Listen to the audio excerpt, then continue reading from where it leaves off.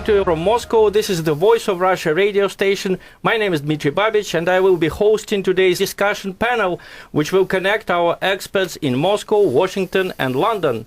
The theme of today's discussion is Ukraine, putting it before a destructive choice.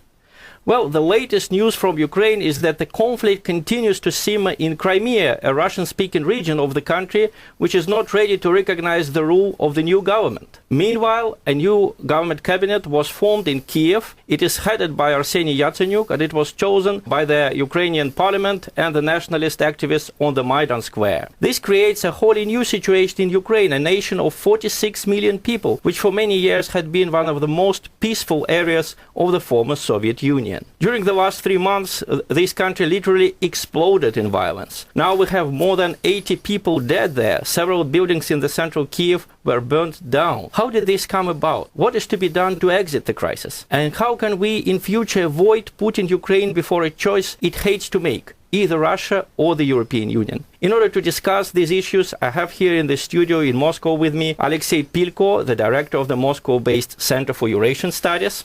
In London, we are joined by Mary Dejevsky, chief editorial writer and columnist at The Independent, a well-known newspaper in the United Kingdom. And in Washington, we have Francis Boyle, professor at the University of Illinois College of Law and the author of a book on America's foreign policy. Welcome to all of you, our dear panelists.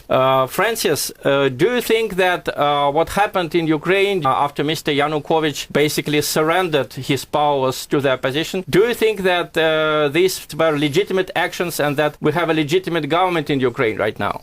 Certainly not. It's very clear from the conversation intercepted by Assistant Secretary of State Nuland and the American ambassador in Kiev, Pyatt, that this was all orchestrated behind the scenes by the United States government, including spending millions of dollars for this purpose to overthrow President Yanukovych, who I'm not a supporter of his, but he was democratically elected by the Ukrainian people. And they relied on neo-Nazi fascist brown shirts effectively to launch a coup d'etat against a democratically elected government. That's really what went on here. And Nuland is a well-known neocon here in the United States, and Assistant Secretary of State for European Affairs, which is the top person working for Obama on these issues. So there's nothing legitimate at all about this. If you look at the new government, there's at least one person in there, the security minister associated with Svoboda, which is a neo-Nazi group, and another person with Right Sector. Those are brown shirt neo-Nazis. And the whole government is now surrounded by these brown shirts on Maidan Square. So it's a very dangerous, volatile situation. Well, Francis, I think a lot of American journalists and a lot of British journalists would disagree with you. The usual view that you read in the American newspapers today is that not all Maidan activists were neo-Nazis. You should sort of separate the good people from the bad people there. So my next question is to Mary. Well, Mary, you have seen the revolution of 2004 and 2005 in Kiev. Why do you think this new revolution is a lot more violent? And can we see any grounds for optimism? You know, after the revolution of 2005, somehow the Party of Regions emerged and it reintegrated itself into the new power structure. Dialogue started.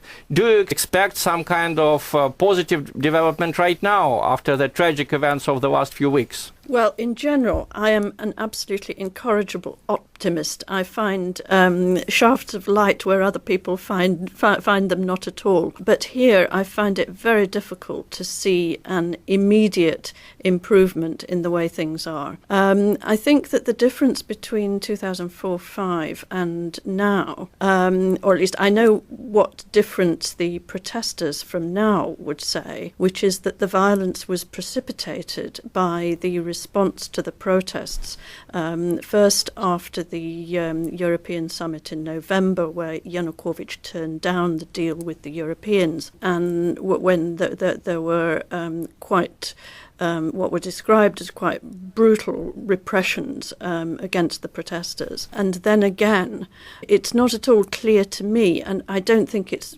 probably clear to anybody, how the violence began in the middle of last week. I know what the protesters are saying, that it was begun by the Yanukovych regime. The other side says that the protesters themselves instigated the violence. It's not at all clear, but what happened was, so far as you can see, that there was shooting, live ammunition on both sides, and there were nearly 100 people dead at the end of this. And it almost doesn't matter now who started it, but the blame is attached, I think, around the world, maybe less in Russia, but around the world, the blame is attached to Yanukovych because he was in charge in Kiev at the time of the protests, and if there was live fire on the part of soldiers, armed police against protesters, then I think that is probably the last thing that removed his legitimacy as a leader. I agree that he was a democratically elected president, and to remove a democratically elected president by street protests is an unacceptable thing to do. But I think by the use of force in this way, whether or not he ordered it, that makes it much harder to defend him. You could say that he excluded himself from power by that action. Well, Alexei, it looks like we're going to harbor Mr. Yanukovych here in Russia. We know from experience that not only nice people get political asylum. Some of the very bad people got political asylum in history, people like Ayatollah Khomeini, who spent late 70s in France. So would it be fair to send Mr. Yanukovych now back to Kiev to the kind of trial he's going to face there now? What's your opinion? Well, for me it's difficult to judge either Mr. Yanukovych is good or bad. One thing is clear, that he is a legitimately elected president, democratically elected president, and according to the law, Ukrainian law, he is still a Ukrainian president, but not Mr. Turchinov. And yes, there is a great danger for him, because the protesters threaten Mr. Yanukovych, and his life is now in danger. Yes, in danger, sure. And I think that under such conditions, the decision to harbor him is the right decision, because he is a legitimately elected president. And also he faces a clear threat to his life at home. True. And there will obviously be, he can't have fair trial there now. Francis Boyle, there's something I don't understand. Correct me if I'm wrong, but in the United States, if you attack a policeman with Molotov cocktail, that policeman has the right to shoot. The whole world has seen on their television screens how the protesters for weeks have been throwing Molotov cocktails at policemen, how they attacked government buildings, occupied them, refused to leave them when, truces were reached between the government and the official opposition leaders. Francis, please tell me, what would be the reaction in the United States to this kind of protest action if we still stick to this definition? Do you think that the reaction would exclude live bullets? Well, I was originally hired here to teach criminal law. I taught criminal law for many years. And of course, law enforcement authorities have a right to use deadly force under these circumstances. As a matter of fact, what would have happened in the United States under the circumstances of Maidan Square, they would have called out either the National Guard or the Army immediately to disperse these protesters. I was in Chicago myself in 1968 when the black people rose up in protest against the murder of Dr. Martin Luther King. And they immediately called out the National Guard with tanks and armored personnel carriers and everything else to surround their neighborhood. Likewise, I was also in Chicago in 1968 for the Democratic National Convention.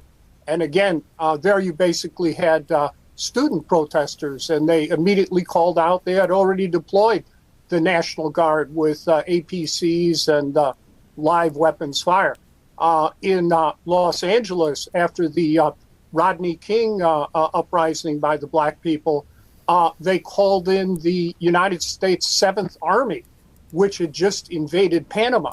So, of course, from my perspective, I think President Yanukovych was remarkably restrained, given the massive amounts of violence that were directed against the government of Ukraine by these neo-Nazis, fascists, anti-Semites, Russophobes, and things of that nature. My next question will be to Mary, and I would like to bring us back to the roots of the conflict. Formally, the confrontation started after the Ukrainian President Yanukovych asked to postpone the signing of the so-called association agreement with the EU. I remind you, he didn't cancel that agreement. He didn't refuse it in principle. He just asked to have trilateral negotiations with Russia, or to provide him financial assistance from the EU so that he would compensate the losses, or at least to reward the agreement. So the answer from the EU was 3 no's. First, we only talk to you, we don't talk to Moscow, no trilateral talks. Second, no money. There were mentioned some 600 million euros, which is peanuts for a country like Ukraine, 46 million people. And they refused to reward the agreement. So, Mary, what's your opinion? Could the EU be a little softer or nicer to Ukraine? And was the attitude of the EU fair during the whole conflict? Did it avoid taking sides in this confrontation? I've been extremely critical of the approach by the EU in the months up to the summit in November. I think they misjudged completely not just the situation in Ukraine, but the whole politics of Ukraine. It seemed to me very unwise, and that's putting it mildly, of Brussels to present Kiev with what amounted to an ultimatum. You said, yes, they refused to delay the decision. Yanukovych asked for a delay, they refused. They couldn't grant a delay because their whole negotiation in the last few weeks had been based on, right, this offer is here, it's now or never, you have to choose between Europe and Russia. There is no middle way. I think this was, it was really an extraordinarily absolutist position to take, and I think it was very unwise. And the interesting thing is that between November and now, the language that you're hearing, whether it's from Washington or in particular from Brussels and from our own Foreign Secretary William Hague in London, you're hearing completely different language. You're hearing, well, we've got to find a solution to this. Somebody was talking about possible sort of Finland-style solution for Ukraine, recognizing its position as being between East and West. There is nobody is dogmatically saying Russia can't be involved here. It's a completely different position that Washington and Brussels and London are now taking following the violence last week. And the question that I have is, why didn't they take a position which was more like that in the months in the run-up to November? Because presenting Yanukovych with now or never, all or nothing, Russia or Europe, when Europe had no money on offer and Ukraine's economy is in the position it is, this was just not a sensible position to take. This is Radio VR, the voice of Russia, coming to you live from London. Stay tuned. Alexei, we have seen how these 3 foreign ministers of the EU guaranteed, I am ironic here, guaranteed that deal between Yanukovych and the opposition. And the deal held out for, I think, 10 or 15 minutes. After that, Yanukovych had to flee. Berkut, basically, the special police has cleared the way for the protesters, and they took control of the government buildings. Did we hear any kind of regret from the EU? Did we hear any scolding of the party that actually breached the deal? And don't you think that the EU in some way disqualified itself as an intermediary for the future, because once, they breach the trust of one of the parties, who is going to trust them next time? Well, I didn't see any sign of regret from the part of European negotiators, and it's bad news. But as for the agreement between Yanukovych and opposition, which was signed, I should say that we should remember what happened to the UN resolution 1244 about Kosovo. That Yes. resolution guaranteed the territorial integrity of Yugoslavia, and now we have independent Kosovo. So it was a big mistake from the part of Mr. Yanukovych to trust European negotiators. First, he should do what must do under the constitution to restore security, to guarantee security for all citizens, and then he should sign some agreements about the how to figure out the situation. Well, I want to get a little bit philosophical here. In the book, The Clash of Civilization by Samuel Huntington, Ukraine was singled out as one of the areas where civilization actually collide. You mentioned another area, Yugoslavia, the former Yugoslavia. Syria, I think, is one more such case. So my question is to Francis Boyle. Doesn't it seem to you that the United States and the European Union, when they operate on these faulty lines of modern civilizations, doesn't it seem to you that instead of appeasing passions there, they sometimes, the US and the EU, sometimes they make these passions worse. They support one of the sides, they usually engage themselves in the fight, and that exacerbates the conflict instead of healing it. What's your opinion about that, Francis? Yes, that's correct. I graduated from the same PhD program at Harvard that produced Huntington and Kissinger and Huntington's co-author Brzezinski before me. So I'm familiar. They gave me Kissinger's old office there at Harvard Center for International Affairs. And Huntington was so bad that many of us students refused to study with him because he was a diehard supporter of the Vietnam War. But if you read Clash of Civilizations, that has pretty much been the blueprint of American foreign policy since it was first published in Foreign Affairs, which speaks for the U.S. Establishment, and then later as a book, to exploit these lines of civilization. You'll note Ukraine was mentioned in there. He also targeted Iraq, that Iraq had to be destroyed. And the book ends with a U.S. pivot to confront China. So this is what we are seeing today. And I should also note his co-author, of course, my fellow Harvard PhD, Brzezinski, has publicly advocated the crack-up of Russia, and he is Obama's top foreign affairs advisor. He was Obama's mentor at Columbia, and it is Brzezinski who ran Obama's foreign affairs campaign in 2008, and pretty much everyone in the foreign affairs apparatus in the Obama administration has been vetted and approved by Brzezinski. Mention was made of this proposal in the Financial Times by Brzezinski to offer the Finland option for Ukraine. Well, that's completely duplicitous because today, as we know, Finland is a de facto member of NATO. It's aligned with the Partnership for Peace. It has troops in Afghanistan. So Brzezinski is pushing the same line against Russia now that he pushed against the Soviet Union back when we were at Harvard. Of course, he was before me, and Huntington, his co-author, now deceased, is just as bad as Brzezinski. Interesting. Francis, that brings us to my next question to Mary. Mary, how do you explain what Francis has just described? Why is there this hostility towards Russia? I think that Russia was pretty restrained during the whole crisis in Ukraine. We just offered a loan to Ukraine, which was probably something that could solve the problem. But still, first, there were always suspicions that Putin was somehow behind the violence in Kiev. Do you believe in these horror scenarios? And why do you think we keep hearing these horror scenarios from the West? Well, I think there's two different things. There's why do we keep hearing these horror scenarios, and in a way, why now? Why do we keep hearing them?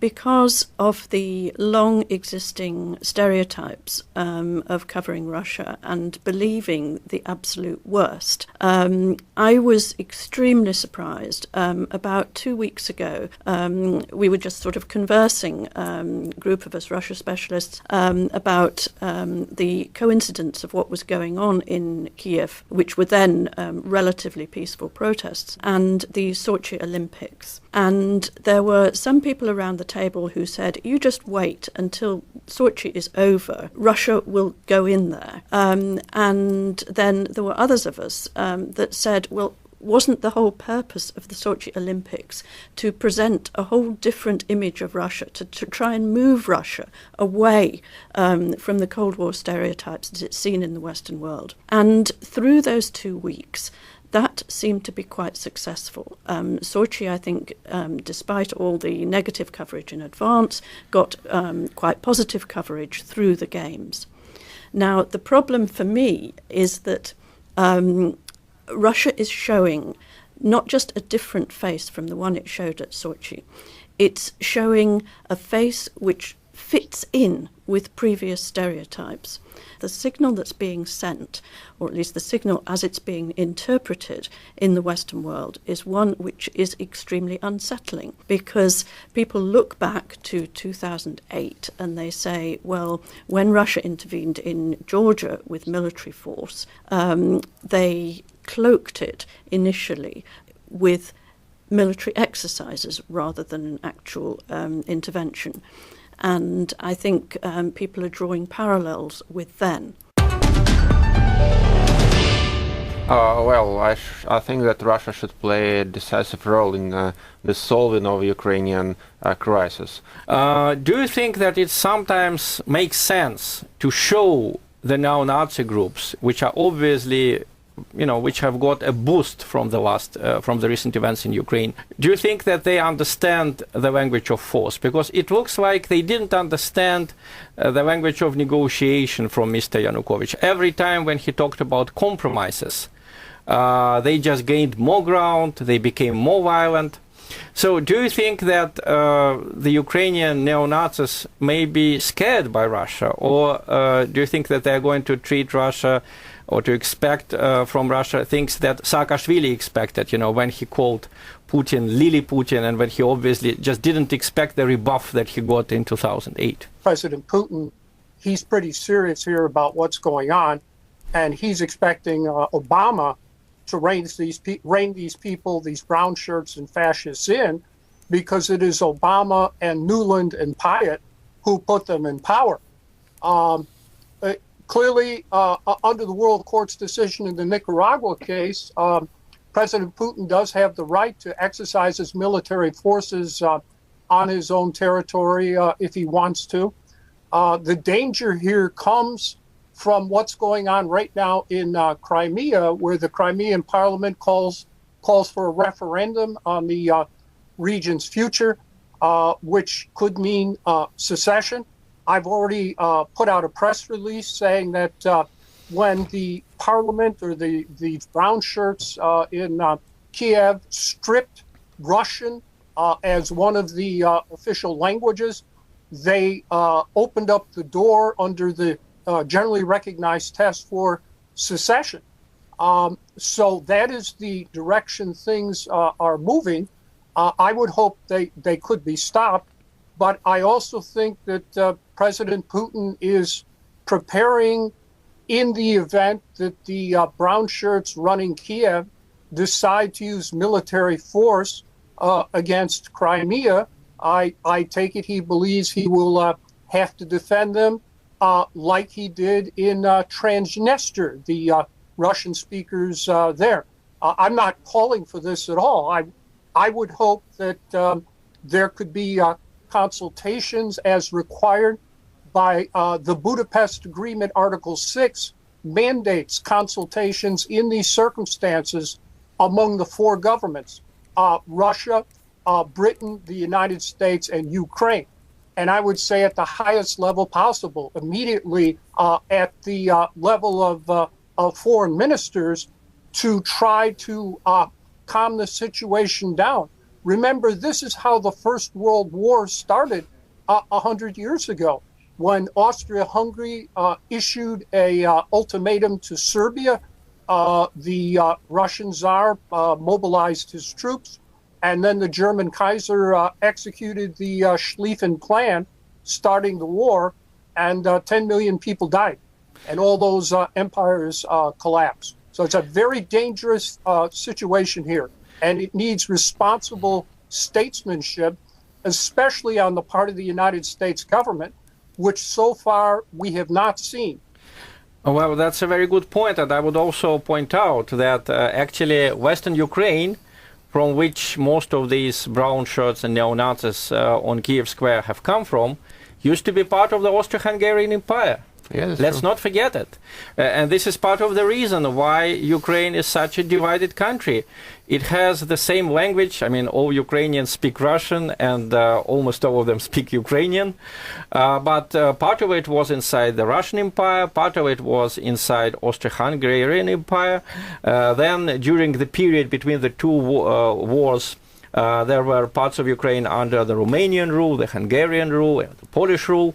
So we remember how it all happened. So maybe I'll just ask you a brief question. Alexei, please be short in your answer. Do you think that the First World War scenario can repeat itself? I mean, I would not believe it just several weeks ago, but now when I see Kiev to become what it became, I sometimes have fears. I understand and I agree that situation is very dangerous, but I cannot draw any parallels with the First World War. I hope that we will avoid such a scenario, but you're right, we should worry about what is going there.